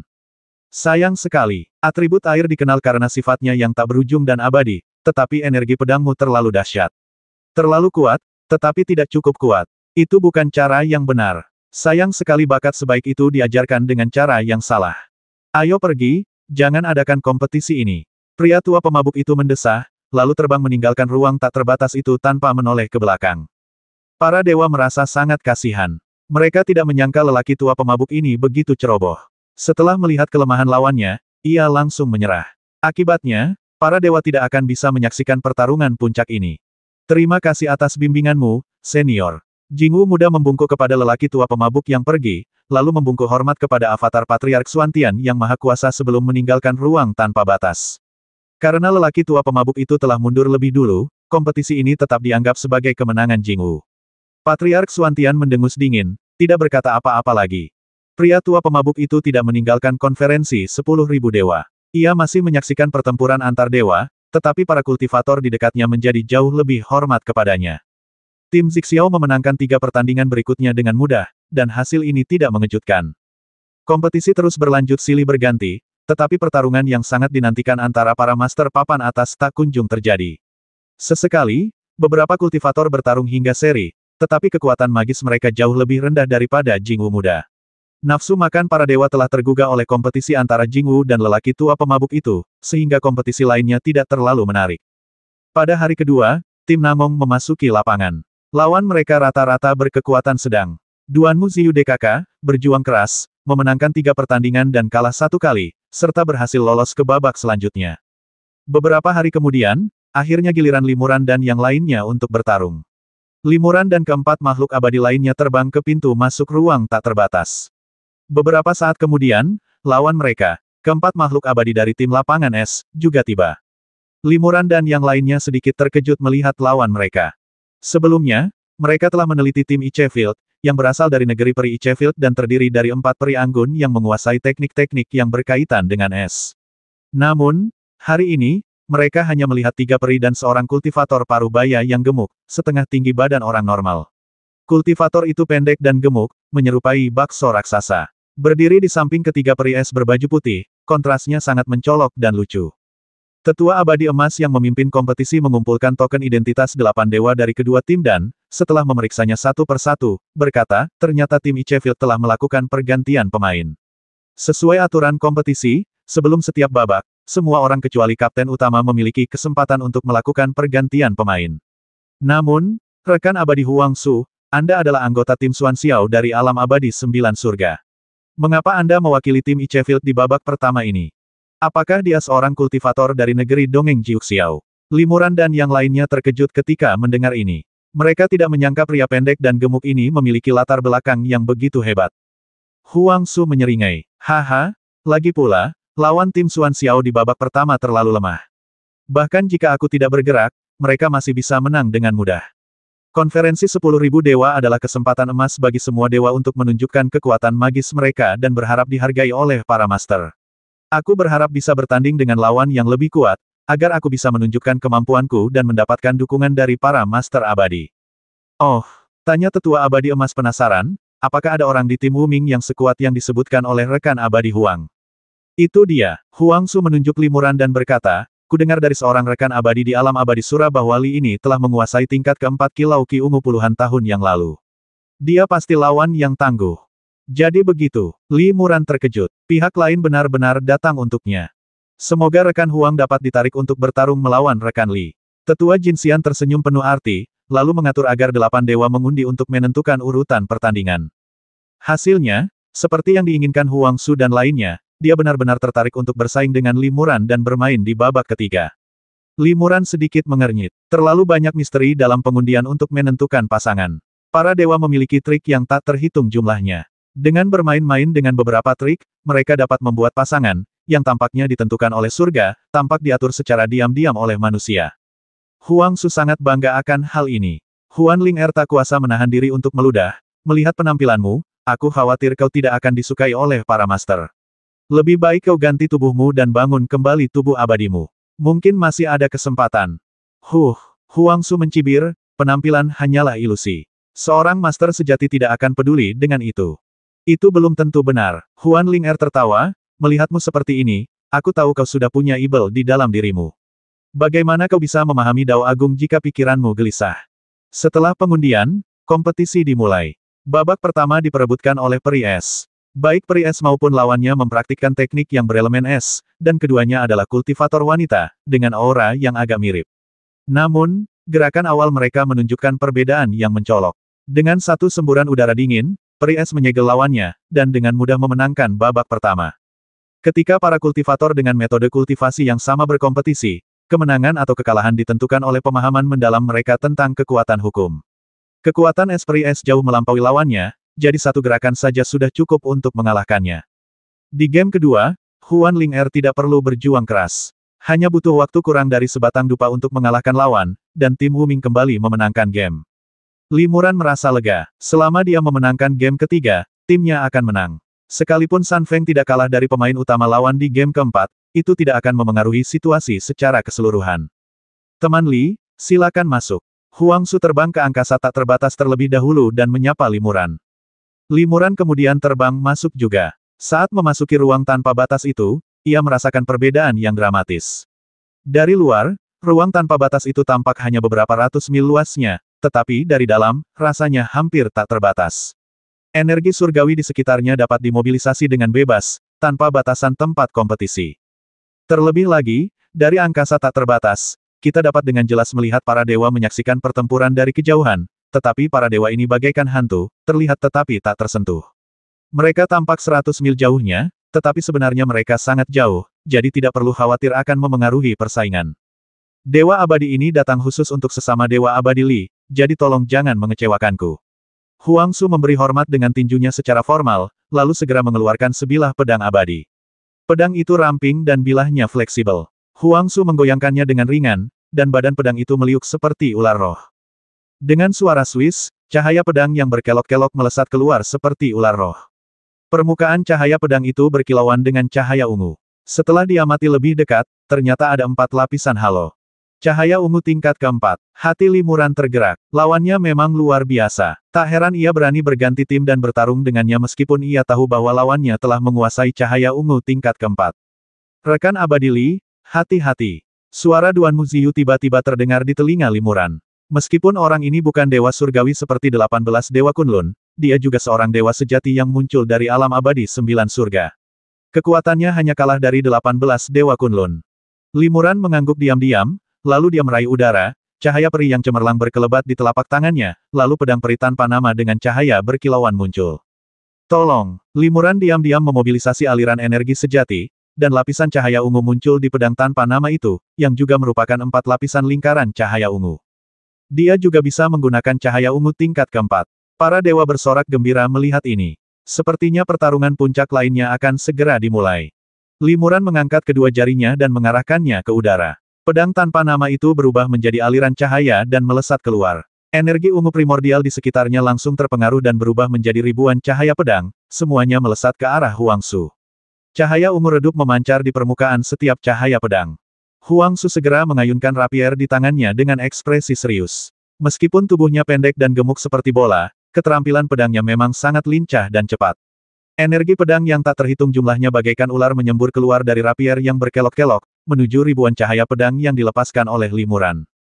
Setiap energi pedang yang tampak remeh, diresapi aura ungu tingkat keempat, memiliki kekuatan yang mengerikan. Di tengah gemuruh yang menggelegar, segudang energi pedang dan cahaya pedang bertabrakan sebelum hancur berkeping-keping. Aura ungu itu pun menghilang menjadi sinar ungu tipis, berubah menjadi energi primordial langit dan bumi. Meskipun pertukaran itu hanyalah sebuah ujian, momentum dan kekuatannya sudah luar biasa, langsung menggugah emosi para penonton. Di dalam ruang tak terbatas, pertarungan energi pedang dan cahaya pedang berlangsung sengit, dengan gemerincing aura ungu yang pecah terus bergema. Namun, di luar ruang tak terbatas, keheningan menyelimuti. Sebagian besar makhluk abadi menyaksikan kompetisi itu dengan saksama, takut melewatkan momen krusial apapun. Limuran tiba-tiba berteriak pelan, mengambil pedang tanpa nama itu, dan menerjang Huang Su dengan pedangnya. Ia terus-menerus melepaskan ribuan cahaya pedang, dan sesekali ia juga mengeluarkan beberapa segel telapak tangan peri, yang juga diberkahi kekuatan cahaya ungu. Bagus sekali, seru Huang Su, menghunus rapiernya saat ia bertarung tarik tambang dengan Limuran. Tubuhnya yang gemuk dengan lincah menghindari serangan pedang tajam dan jejak telapak tangan yang tak terhitung jumlahnya. Pedang di tangannya juga sangat lincah, selalu berhasil menghindari yang kuat dan menyerang yang lemah, sekaligus menahan serangan kuat Limuran dan menunggu kesempatan untuk membalas. Dalam sekejap, keduanya telah menebaskan puluhan pedang, dan energi langit dan bumi di sekitarnya terus berevolusi menjadi berbagai energi pedang tajam dan cahaya pedang, lalu tersebar lagi dalam pertempuran sengit. Tiba-tiba, Limuran mengalirkan gelombang energi sejati dan mana yang dahsyat ke dalam dirinya, dan cahaya pedang yang dilepaskannya menjadi semakin terang dan menyilaukan, sepenuhnya melepaskan kualitas unik pedang abadi yang dikaitkan dengan cahaya. Para makhluk abadi yang menyaksikan pertempuran terpesona oleh cahaya pedang dan menutup mata mereka. Limuran dan Huang Su juga sepenuhnya diselimuti oleh cahaya pedang yang menyilaukan itu. Detik berikutnya, ketika para dewa membuka mata mereka kembali, pertarungan sengit antara Limuran dan Huang Su terhenti sementara. Kedua dewa itu terpisah dan melayang di angkasa tak terbatas, terpisah puluhan mil. Ada sedikit bercak darah di lengan Limuran, akibat tertusuk energi pedang yang tak terduga dan ada juga beberapa luka di tubuh gemuk Huang Su. Huang Su dengan acuh tak acuh menyeka bercak darah dari bawah telinga kirinya dan menyeringai, Li Xianyu bahkan lebih kuat dari yang kuduga. Itu bagus sekali. Aku akan menggunakan kekuatan sihirku yang lebih kuat untuk menghadapinya. Setelah mengatakan ini, tubuhnya menyusut dengan sangat cepat, dan pedang tipis di tangannya menjadi semakin lebar dan tebal. Dalam sekejap mata, Huang Su berubah menjadi pria kurus, dan pedang di tangannya berubah menjadi pedang raksasa yang berat. Para makhluk abadi diam-diam terkesima. Makhluk abadi ini telah mencapai titik di mana manusia dan pedang menyatu. Ia bahkan bisa menyuntikkan kekuatan tubuh abadinya ke dalam pedang. Pikiran Limuran pun tergerak. Jurus lawan agak mirip dengan metode transformasi satu Ki menjadi 3 murni, mengubah esensi menjadi Ki. Namun, Huang Su menggunakan tubuh abadi dan esensi sejatinya untuk berubah menjadi tubuh pedang dan energi pedang dahsyat yang terkandung di dalamnya. Pedang di tangan Huang Su menjadi semakin tebal dan lebar. Meskipun kelincahannya sangat berkurang, kekuatannya tiba-tiba berlipat ganda. Huang Su memegang pedang dengan kedua tangan, berteriak keras, dan menebas Limuran. Limuran segera melepaskan ribuan sinar pedang, dan pada saat yang sama, ia menghindar 100 mil jauhnya menggunakan teknik teleportasi. Pedang lebar Huang Su menebas ke depan dan ke belakang, energi pedang yang dahsyat menyapu bersih ribuan sinar pedang tersebut. Limuran sedikit mengernyit melihat pemandangan itu. Huang Su bergerak dengan pedangnya, juga menggunakan teknik melarikan diri pedang sihir teleportasi, dan menusuk tepat di depan Limuran yang berada 100 mil jauhnya. Huang Su menebas Limuran dengan pedangnya, tetapi tiba-tiba melihat energi ungu Hongmeng di sekitarnya berkumpul di telapak tangan Limuran dan membentuk cahaya pedang ungu yang cemerlang. Limuran menamparkan dengan telapak tangannya, dan cahaya pedang ungu itu mengenai Huang Su. Huang Su menebas cahaya ungu itu dengan pedangnya tanpa berpikir, tetapi ia merasakan kekuatan mengerikan yang terpancar dari pedang itu, yang langsung menjatuhkannya. Huang Su terlempar puluhan mil sebelum sempat menyeimbangkan diri. Ia memuntahkan seteguk darah. Energi pedang lebar itu langsung hancur, berubah menjadi bilah tipis lagi. Cahaya ungu di permukaan bilah pedang telah padam sepenuhnya. Huang Su sangat terkejut. Bagaimana mungkin cahaya pedang yang dikumpulkan lawan tiba-tiba memiliki kekuatan yang begitu mengerikan? Bagaimana mungkin ia mengalahkannya hanya dalam satu gerakan? Lantai 5. Teriak seorang tetua Dewa Emas. Ini memang level kelima. Anak ini benar-benar telah memahami level kelima aura ungu. Benarkah ini cahaya berkilau tingkat kelima? Ini sangat langka. Kudengar di konferensi 10.000 dewa terakhir, dari lebih dari 2.000 dewa sejati yang sangat kuat, hanya 2 yang berhasil memahami cahaya berkilau tingkat kelima. Dan salah satunya adalah murid sekte Dewa Surgawi, dan yang lainnya adalah klon dari seorang Dewa Surgawi. Penatua Jin terkejut melihat pemandangan ini, tetapi suasana hatinya sangat baik. Haha, anak ini benar-benar tidak mengecewakanku. Dengan dia, ada harapan besar bagi kita untuk maju ke 8 besar. Duanmu Ziyu dan yang lainnya sangat terkejut, bahkan San Feng terbelalak lebar karena terkejut, tidak dapat mempercayainya. Rekan Daois Li benar-benar telah memahami kekuatan magis yang begitu mendalam, dan dia bahkan tidak memberi tahu kita. Gumam San Feng, dia benar-benar tak terduga. Jika aku tidak menyaksikannya maju ke tahap keabadian sejati dengan mata kepalaku sendiri, aku tidak akan pernah percaya bahwa dia hanyalah seorang kultivator keabadian sejati tahap awal. Huang Su merasa skeptis. Ia bertanya kepada Limuran, apakah kekuatan magis yang baru saja ditunjukkan Li Xianyu benar-benar aura ungu tingkat kelima? Limuran tidak menjawab, tetapi dia meraih dengan 5 jarinya lagi, memadatkan energi ungu Hongmeng di sekitarnya di telapak tangannya, dan kemudian mengubahnya menjadi cahaya pedang ungu. Kali ini, Huang Su melihatnya dengan jelas. Cahaya ungu pada pedang itu memang memiliki 5 lapisan halo. Ekspresi Huang Su menjadi sangat terkejut. Ia membuka mulutnya dan terdiam. Setelah beberapa saat, ekspresinya menjadi sangat tertekan dan ia mendesah ini benar-benar lapisan kelima cahaya ungu. Ternyata selalu ada langit di balik langit dan selalu ada peri di balik peri. Peri ini bukan tandingan Li Xianyu. Setelah itu, Huang Su menggelengkan kepalanya berulang kali dan meninggalkan ruang tak terbatas itu. Terima kasih. Limuran membungkuk dan hendak meninggalkan ruang tak terbatas itu ketika tiba-tiba sesosok melintas di ruang tak terbatas itu. Tunggu sebentar. Orang yang datang adalah lelaki tua pemabuk itu, dan dia memanggil Limuran. Senior, apa instruksimu? Tanya Limuran. Ia tahu bahwa mengungkapkan aura ungu tingkat kelima pasti akan menarik perhatian para dewa. Namun, jika seseorang ingin maju ke perempat final konferensi 10.000 dewa, di mana para ahli ada di mana-mana, cepat atau lambat mereka harus menunjukkan kekuatan magis yang luar biasa, dan menggunakan aura ungu tingkat kelima tak terelakkan. Sebelum lelaki tua pemabuk itu sempat menjawab, suara inkarnasi leluhur Suantian tiba-tiba terdengar dari udara Mongki tua. Apa kau mencoba bersaing denganku untuk mendapatkan murid-muridku? Rekan Abadi Li, apa kau tertarik bergabung dengan Istana Penciptaan dan menjadi muridku? Mendengar ini, para dewa dipenuhi rasa iri. Bagi seorang kultivator yang hanya memiliki kultivasi keabadian sejati, diterima sebagai murid oleh Dewa Surgawi tertinggi, sungguh merupakan usaha yang luar biasa. Namun, Mampu melepaskan aura ungu tingkat kelima pada kultivasi keabadian sejati menunjukkan pemahaman yang mendalam tentang jalan surga, sungguh layak untuk diakui dan diperhatikan. Sebelum Limuran sempat menjawab, lelaki tua pemabuk itu menyela dengan lambaian tangannya, berkata, menjadi murid Suantianmu hanya akan menyesatkan orang lain. Apapun teknik bela diri yang kau kuasai, di tanganmu, kau hanya mengangui buta mengejarnya untuk memaksimalkan kekuatannya. Kau harus tahu bahwa jalan surga adalah menggabungkan kekerasan dan kelembutan, mengurangi kelebihan dan melengkapi kekurangan. Karena itu, yang kuat mempertahankan kelemahannya, dan yang lemah mendapatkan kekuatan. Memperkuat secara mengangui buta hanya akan membawamu semakin jauh dari jalan agung. Omong kosong, kata klon Patriark Suantian dingin, dasar mongki tua, cuma bisa bicara. Kalau kau benar-benar memahami Dao Agung, datanglah ke istana Zixiao di alam abadi Jiuxiao untuk menantangku berduel. Kalau aku kalah, aku akan bersembunyi dari dunia dan tak akan pernah ikut campur lagi. Pria tua pemabuk itu tertawa dan berkata, haha, jika makhluk surgawi sepertiku benar-benar melancarkan pertempuran sengit, aku khawatir bahkan alam abadi 9 surga pun takkan mampu menahannya. Kau tahu aku sudah bersumpah untuk tidak melawan kultivator setingkatku, dan kau mengancamku dengan ini. Konyol sekali. Jangan bicara omong kosong, kata klon Patriark Suantian. Apa kau juga menyukai anak ini? Cek-cek, bukankah kau mengaku sebagai bangau liar penyendiri, yang menghindari perselisihan? Kenapa kau bersaing denganku lagi? Pria tua pemabuk itu menggelengkan kepala dan berkata sambil tersenyum, bukan begitu. Aku tidak akan menerima sahabat abadi Li ini sebagai muridku, melainkan akan berdiskusi tentang Taoisme dan berduel dengannya.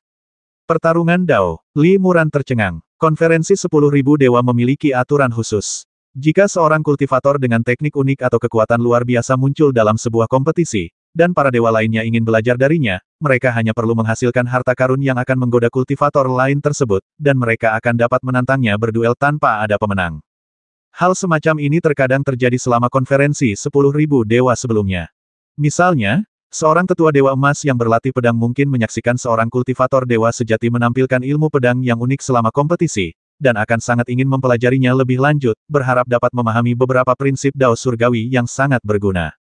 Tetua dewa emas ini kemudian dapat meminta duel dengan kultivator dewa sejati tersebut, tetapi diharuskan untuk memberikan imbalan yang cukup kepada kultivator dewa sejati tersebut dan tidak menyakiti kultivator dewa sejati tersebut. Tujuan awal konferensi 10.000 dewa adalah agar semua makhluk abadi dapat berdiskusi tentang Dao.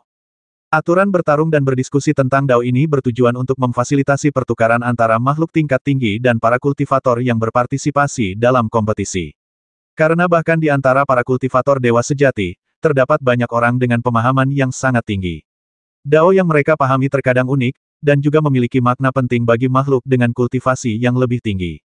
Tentu saja, prasyarat untuk bertarung dan berdiskusi tentang Taoisme adalah bahwa sang kultivator abadi sejati bersedia untuk setuju, jika tidak, tidak seorang pun dapat memaksanya. Orang tua mabuk itu berkata kepada Li Muran, aku ingin tahu harta apa yang diinginkan Li Xianyu sehingga kau setuju bertarung denganku.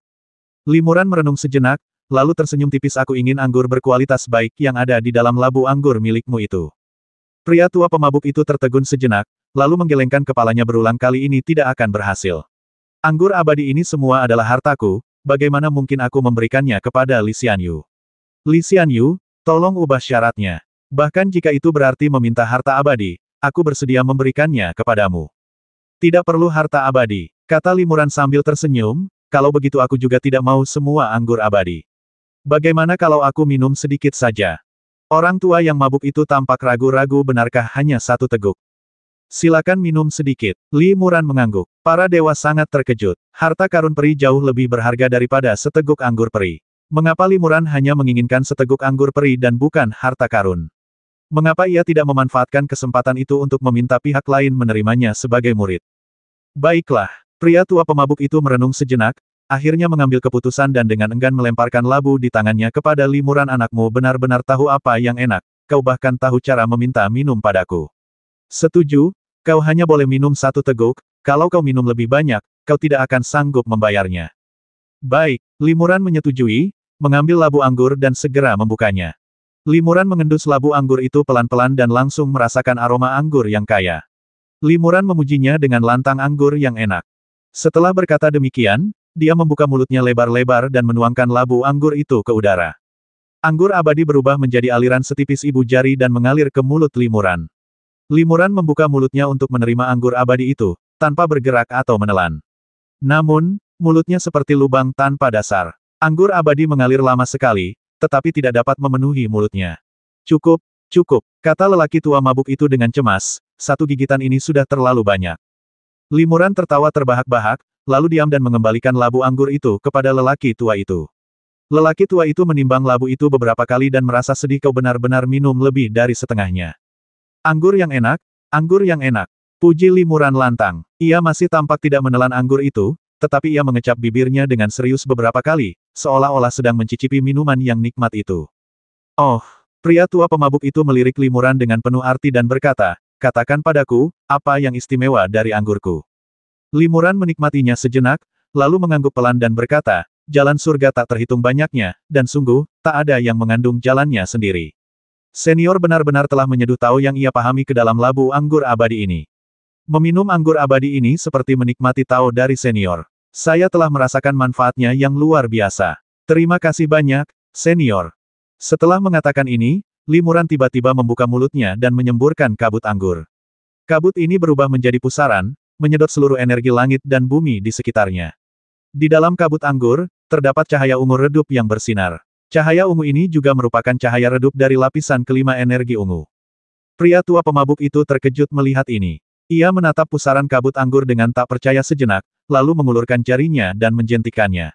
Semburan kabut anggur yang tajam menghantam pusaran, tetapi setelah memasuki pusaran, kabut itu langsung terserap sepenuhnya. Pusaran kabut anggur ini hampir identik dengan kekuatan magis yang ditunjukkan oleh orang tua mabuk beberapa hari yang lalu. Bagus, bagus. Pria tua pemabuk itu terkejut sekaligus gembira, lalu memuji dengan lantang anakmu begitu cepat memahami cara minumku. Bagus sekali, bagus sekali. Orang tua itu meminum sisa anggur abadi di dalam labu anggur dalam satu tarikan napas, lalu menyemburkan pedang tajam yang terbuat dari anggur dan menghantam Limuran. Limuran juga mengikuti dan mengubah kabut anggur yang disemprotkannya menjadi pedang anggur untuk melawan kekuatan magis lawan. Bang! Kedua pedang anggur itu hancur berkeping-keping, berubah menjadi awan kabut anggur, memenuhi seluruh ruang tanpa batas dengan aroma anggur yang kaya. Namun, gerakan ini sangat menentukan. Bagus sekali. Pria tua pemabuk itu tampak gembira tak terkira. Ia menggoyang-goyangkan labu kosong di tangannya dan mendesah, sayang sekali, tak ada lagi anggur abadi di sini. Li Xianyu, kau mau ikut denganku? Aku akan mengajakmu mencicipi lebih banyak anggur berkualitas. Aku jamin setiap anggurnya tak kalah nikmat dari anggur abadi yang baru saja kuminum. Apakah ada anggur abadi lainnya? Limuran tergerak, dan ia bertanya, apakah anggur berkualitas yang berbeda mengandung prinsip minum yang berbeda? Orang tua pemabuk itu berkata dengan bangga, tentu saja. Sekalipun itu anggur abadi yang sama, tahu yang digunakan saat menyeduhnya, rasanya, dan daun anggur yang terkandung di dalamnya, semuanya berbeda. Oke, aku ingin mencobanya. Limuran setuju. Haha. Luar biasa. Pria tua pemabuk itu tertawa dan berubah menjadi awan alkohol, mengangkat Limuran, terbang keluar dari ruang tak terbatas, dan terbang tinggi ke langit. Ini, tetua Jin tiba-tiba terkejut. Dia terbang ke sini dan ingin menghentikannya. Suara lelaki tua pemabuk itu bergema di balik kabut sebelum putaran kedua kompetisi. Aku pasti akan memulangkan Li Xianyu dengan selamat. Tolong bantu aku. 1440.